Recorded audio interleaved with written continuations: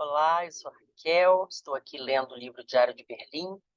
Estamos no ano de 1938, mas essa viagem começou em 1934. Se você está chegando agora, eu recomendo que comece do vídeo 1 para acompanhar a sequência.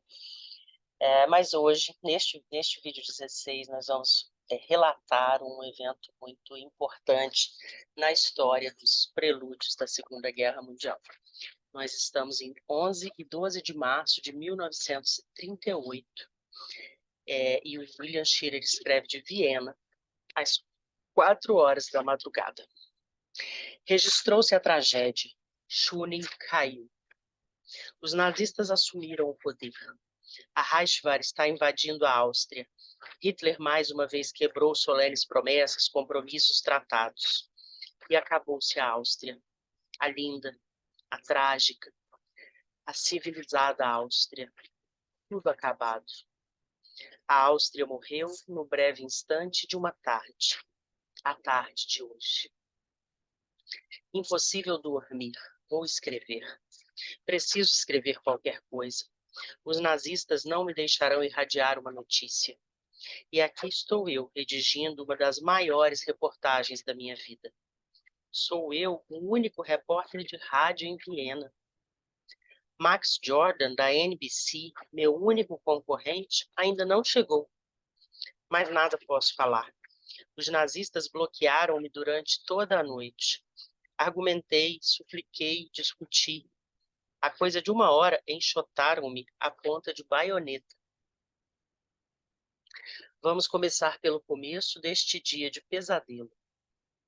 O sol já tinha despontado e sentia-se a primavera no ar quando meu trem entrou na Subahnhof às 8 horas da manhã de hoje. Sentia-me bem. De táxi, a caminho da Prosgasse, verifiquei que as ruas estavam cobertas de pedaços de papéis. Lá em cima, 2 aviões espalhavam folhetos sobre a cidade. Que é isto? Perguntei ao chofer. Plebiscito. Que plebiscito? O que Schunnen ordenou. Com certeza o chofer não depositava nenhuma confiança no passageiro e nada mais quis dizer. Subi as escadas do meu apartamento bastante intrigado com aquilo. Chamei a criada. Entregou-me um maço de jornais dos últimos 3 dias. Enquanto tomava o meu breakfast, fui me pondo ao corrente dos acontecimentos. Quarta-feira à noite, 9 de março, Schoening, discursando em Innsbruck, ordenara a realização de um plebiscito, marcando-o para hoje, domingo. A pergunta é a seguinte: é a favor de uma Áustria independente, socialista, cristã, alemã e unida? Ja oder nein? Ja oder nein? Sim ou não?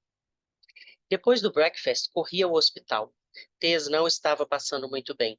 Tinha febre e o médico receava uma flebite na perna esquerda, um coágulo de sangue. Uma dificuldade após a outra. Permaneci ao seu lado pelo espaço de 2 horas, até que ela adormeceu.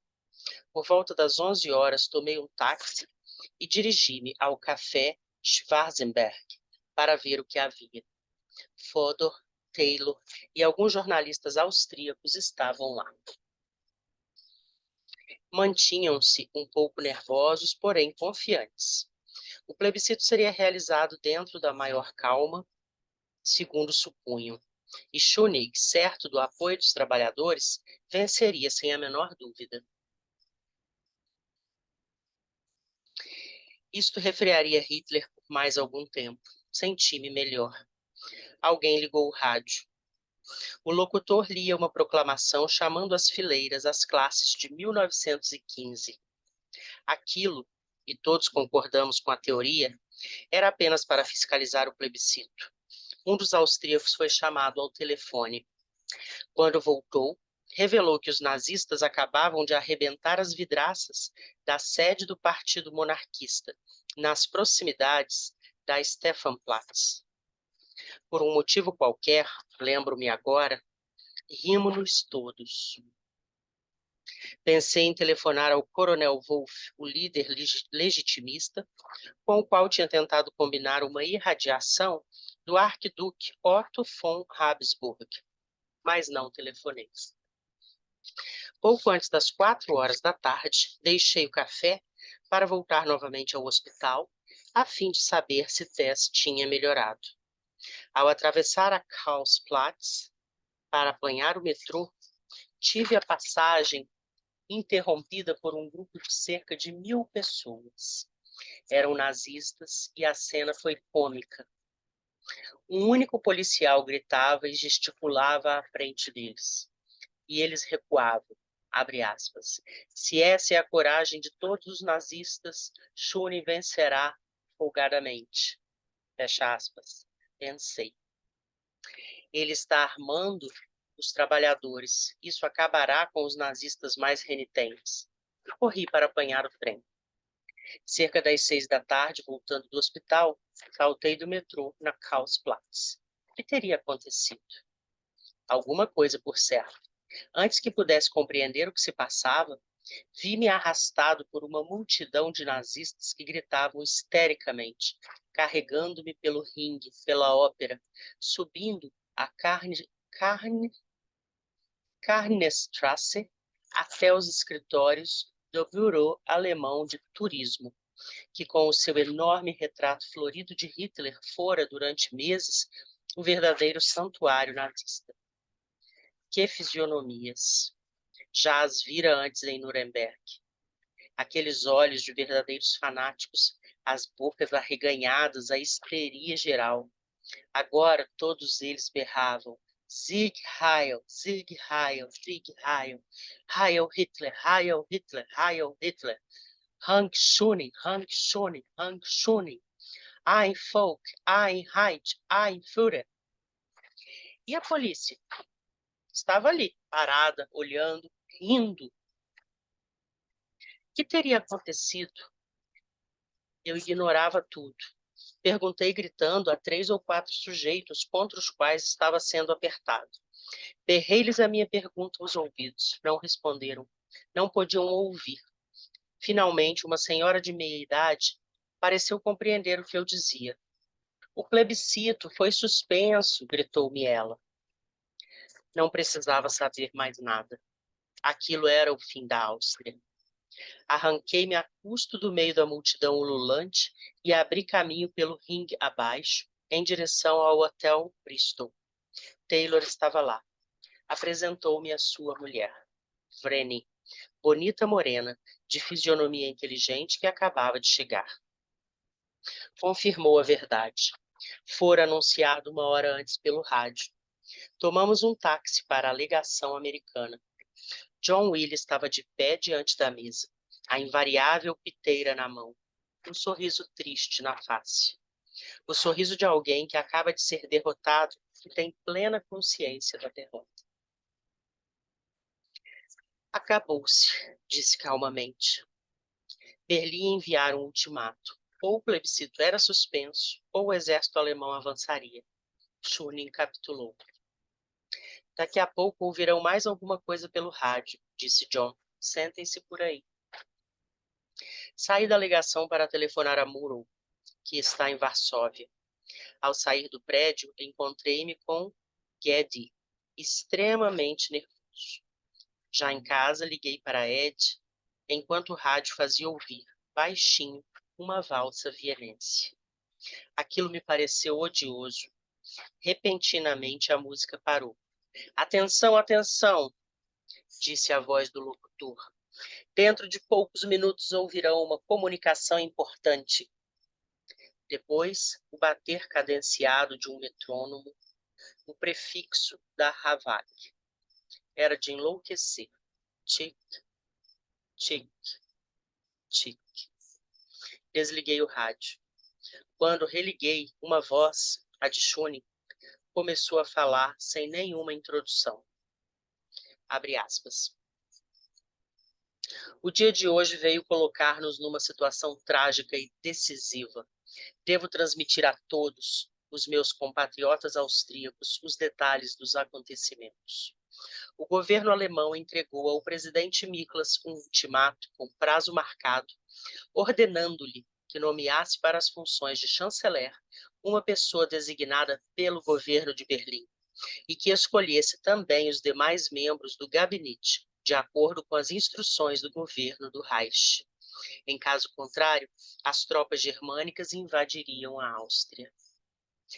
Declaro perante o mundo que as notícias espalhadas na Alemanha acerca de desordens provocadas por nossos trabalhadores, sobre o derramamento de torrentes de sangue e a criação de uma situação que foge ao controle do governo austríaco, constituem mentiras da primeira à última letra. O presidente Miklas pediu-me para comunicar ao povo da Áustria que tivemos de ceder à força, uma vez que não estamos preparados, nem mesmo nesta terrível situação, para uma efusão de sangue. Diante disso, resolvemos ordenar às nossas tropas que não oponham resistência. Por isso, me despeço do povo austríaco para sempre, com uma palavra de adeus nascida do fundo do meu coração. Deus proteja a Áustria. Fecha aspas.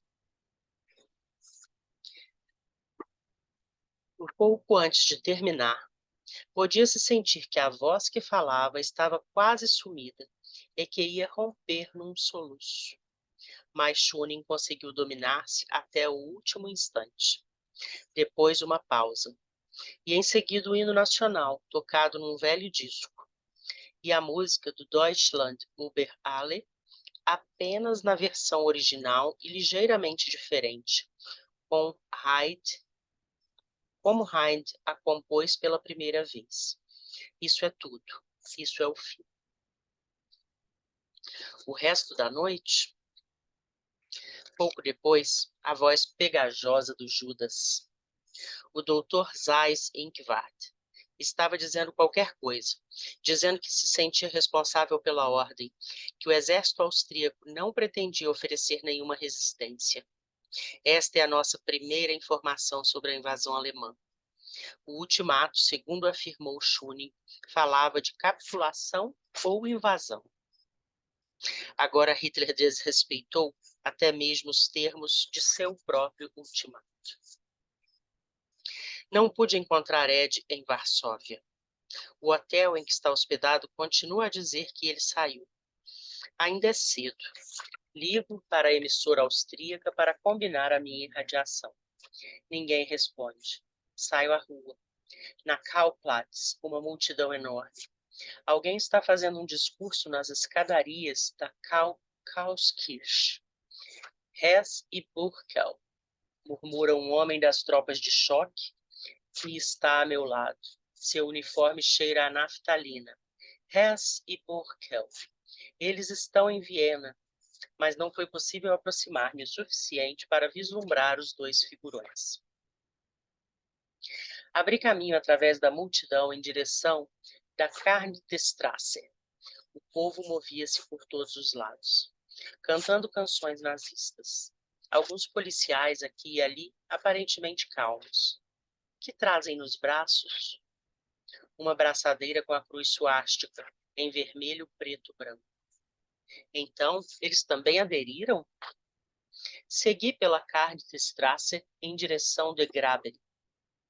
Jovens façanhudos atiravam paralelepípedos das ruas contra as vitrinas das casas comerciais pertencentes a judeus. O povo ria deliciado. No Café Louvre, Bob Best, da UP, está sentado à mesma mesa que vem ocupando todas as noites nestes últimos 10 anos.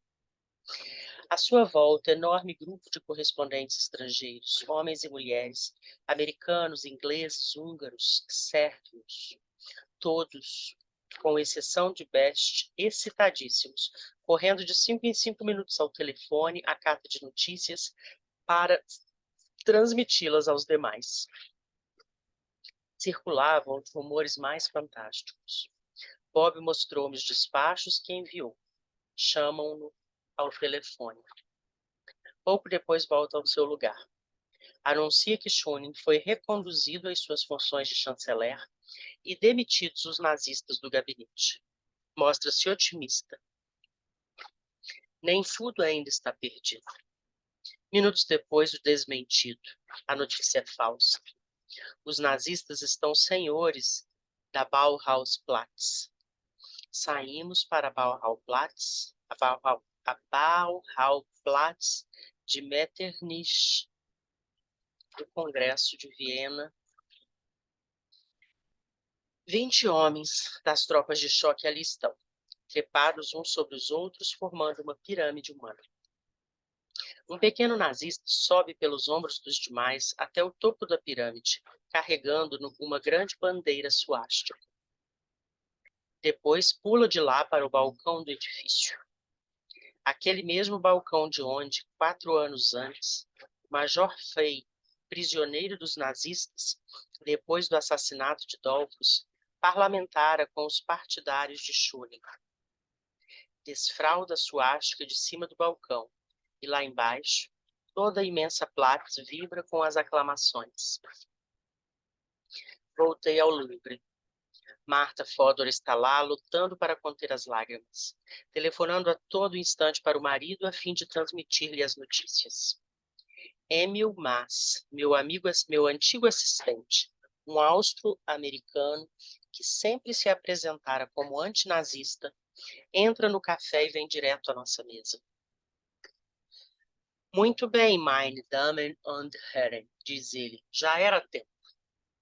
E vira a lapela do casaco, desprega de lá o distintivo da suástica e põe-no sobre a botoeira. 2 ou 3 senhoras não se contêm e exclamam, que vergonha!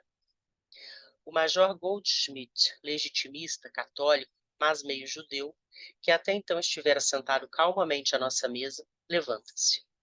Vou para casa apanhar o revólver. Alguém entra correndo. Seyss-Inquart está organizando um governo nazista. Passam alguns minutos das 23 horas. É tempo de ir andando até a emissora. São 5 da tarde em Nova York. Na Johannesgasse, defronte do edifício da Havag, homens metidos em uniformes cinzentos montam guarda de baioneta calada. Digo-lhes quem sou. Depois de uma longa espera, deixam-me passar. O vestíbulo e o corredor estão cheios de jovens envergando uniformes militares, uniformes da SS e SA, empunhando revólveres e fuzis de baioneta calada.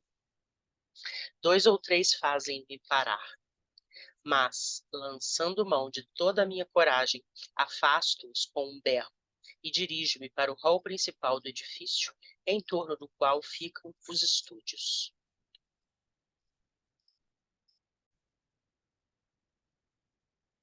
Ceia, o general-diretor da Havag, e Eric Kunst, diretor artístico, 2 velhos amigos, permanecem no meio do salão, cercados de jovens nazistas nervosos que falam em voz alta. Olho-os de relance, estão presos. Consigo dizer umas palavras a Kunst. Quando poderei começar? Pergunto. Ele levanta os ombros. Deixei de existir por aqui, explica e ri-se. Aponta para um rapagão que tem a face marcada por uma cicatriz que parece ser o chefe, pelo menos na ocasião. Explico-lhe as minhas pretensões. Nada. Repito as explicações. Ele parece não me entender. Deixe-me falar a seus chefes de Berlim, insisto. Conheço-os. Eles hão de querer que eu faça a minha irradiação. As comunicações com Berlim estão cortadas, disse ele.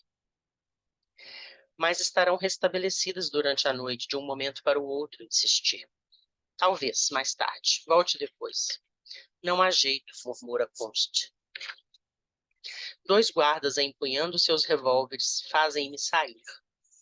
Fico à espera no hall, insistindo diversas vezes em querer saber se o cara marcada já havia conseguido comunicar-se com Berlim.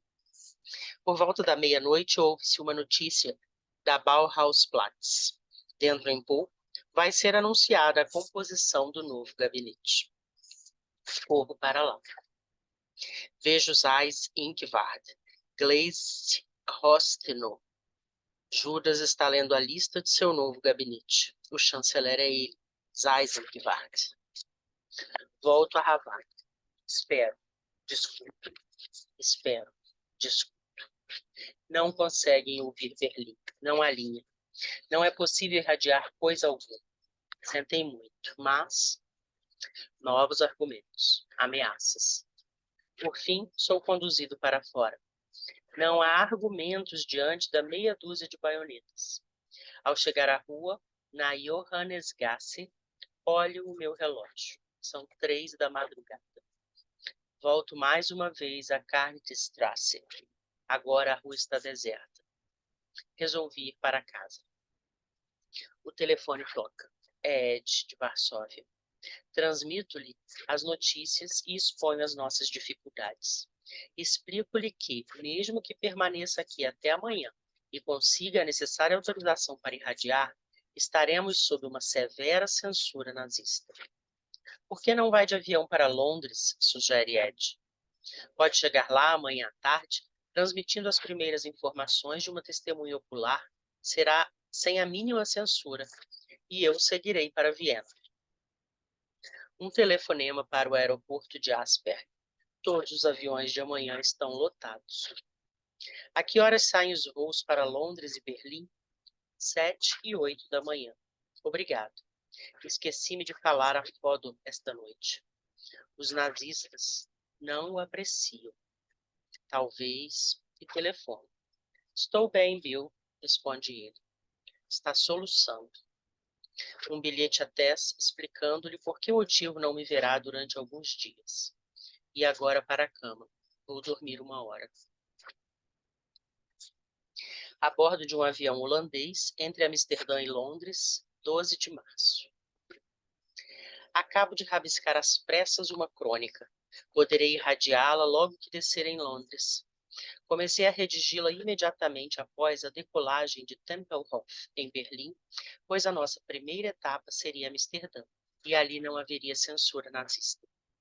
Tive sorte hoje. Às 7 horas da manhã já estava no aeroporto de Asper. A Gestapo controlava tudo. A princípio informaram que nenhum avião poderia partir. Depois deram ordem para a partida do avião de Londres. Mas não pude conseguir lugar. Ofereci quantias fantásticas a diversos passageiros para que me cedessem os seus lugares. A maior parte deles eram judeus e eu não podia acusá-los por terem recusado a minha oferta. O próximo avião que partiu foi o de Berlim. Foi nele que segui. Pela manhã de hoje era difícil reconhecer Viena. Quase todas as casas ostentavam uma bandeira suástica. Onde as teriam encontrado tão rapidamente? No aeroporto de Aspen, consegui mais alguns detalhes dos acontecimentos, transmitidos por uma autoridade policial que conhecia ligeiramente. Schune não fugira. Recusou-se a isso, embora mantivessem um avião à sua espera até a meia-noite. Fibra. O aeródromo vienense já estava cheio de aviões alemães no momento da nossa partida. Descemos em Praga e Dresden, chegando a Berlim pouco depois do meio-dia. Mais sorte ainda. Encontrei um lugar no avião holandês de carreira que seguiria para Londres. Tive 1 hora para almoçar. Comprei os matutinos de Berlim. Fantástico. Goebbels, num de seus melhores ou piores dias. O jornal do próprio Hitler, o Volkische Beobachter, está aqui, sob os meus olhos. Na primeira página, a manchete enorme. A Áustria alemã salva do caos. Depois de uma reportagem incrível, produto do cérebro diabolicamente fértil de Goebbels, descrevendo violentas desordens comunistas que se teriam verificado ontem nas ruas principais de Viena. Luta, tiroteio, saque. Tudo mentira. Mas de que forma o governo alemão poderá saber que tudo isso não passa de mentira? De que forma o povo alemão poderá saber que tudo isso não passa de mentira? A DNB publica também uma narrativa bem engendrada.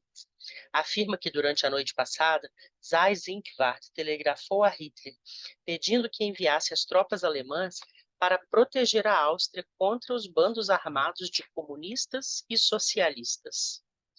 Mas, uma vez que ontem à noite não existiam comunistas e socialistas armados em Viena, segue-se que essa narrativa é também outra mentira. De qualquer forma, é interessante notar a técnica de Hitler, a mesma que foi usada para justificar o expurgo de 30 de junho. Qualquer mentira serve. Agora, Croydon está lá embaixo, à nossa frente. Mais tarde, em Londres, irradiei a minha crônica às 23h30. Agora, vou dormir um pouco. E nós ficamos por aqui nesse vídeo 16, com esses 2 dias tão intensos em que a Alemanha toma a Áustria. Você conhece algum filme que retrate esse episódio? Se conhecer, eu não estou me lembrando de um filme. Deve haver. Então, coloque aqui nos comentários para que nós possamos assistir. Até o próximo.